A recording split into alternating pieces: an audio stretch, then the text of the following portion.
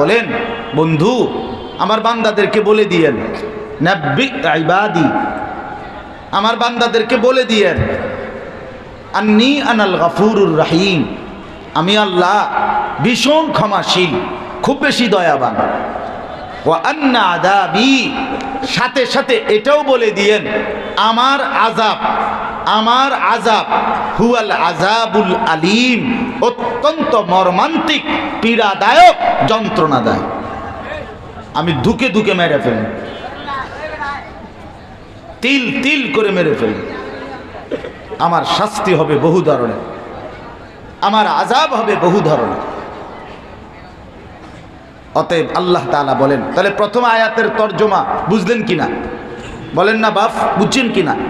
নিশ্চয়ই যারা ইচ্ছা করে, আকাঙ্ক্ষা করে, ব্যবস্থা করে, আয়োজন করে, ছড়িয়ে পড়ুক অশ্লীলতা, আনতাশি আল ফাহিশা, অশ্লীলতা ছড়িয়ে পড়ুক, ফিল্লাযীনা আমানু, ইমানদারদের মধ্যে, মুমিনদের পরিবেশে, মুসলমানের সমাজে, মুসলমানের জনবসতিতে।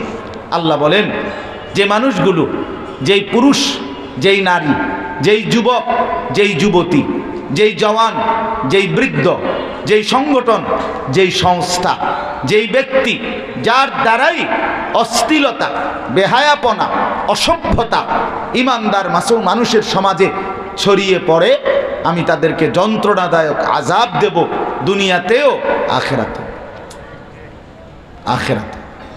চলেন দ্বিতীয় আয়াতেরও তর্জমা বলি, তর্জমা আগে শেষ করি। ওয়ালাউলা ফাদলুল্লাহি আলাইকুম ওয়া রাহমাতুহু ওয়া আন্নাল্লাহা রাউফুর রহিম। আল্লাহ তাআলা বলেন, বান্দা যদি প্রশ্ন করো, প্রতিনিয়ত অশ্লীলতা করছে, অসভ্যতা করছে, বেহায়াপনা করছে, উন্মাদনা করছে, নির্লজ্জতা করছে যেই মানুষগুলো, কই আপনার শাস্তি, আপনার আযাব দেখিত না? দিনের পর দিন, মাসের পর মাস এই নাফরমানগুলো তো অট্টহাসি দিচ্ছে, অশ্লীল বেহায়াপনা আর বেপরদিগি আর বেহায়াপনা, নির্লজ্জতার ছড়াছড়ি তো করে যাচ্ছে, কই আযাব?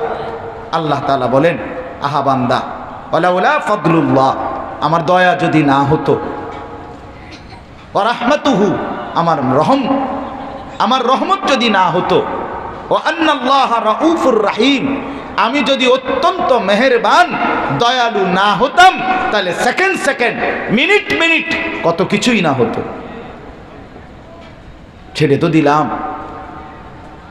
তো দিচ্ছি প্রতিনিয়ত ফদলের কারণে।